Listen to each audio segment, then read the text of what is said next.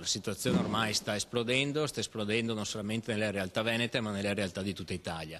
È cambiato il governo, ma la politica sull'immigrazione non è assolutamente cambiata. Cambia il governo, ma le bugie restano le stesse. Reagisce così Nicola Finco, capogruppo leghista in regione, di fronte alla richiesta della prefettura di Padova di avere nuovi posti per ospitare altri profughi.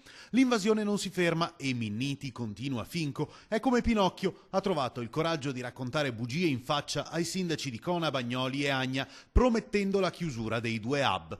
La passerella del titolare del Viminale, perché in effetti di passerella stiamo parlando, in effetti non è che ha portato a grandi risultati. Anzi, uno l'ha ottenuto, la tremenda arrabbiatura di Roberto Milan, il primo cittadino di Bagnoli che ha lanciato l'idea di una fiaccolata di protesta per il 1° aprile.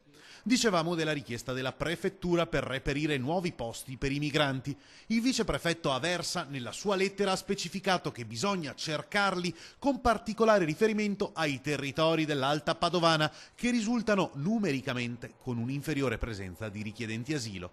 Questa la replica del leghistissimo Bobo Miatello.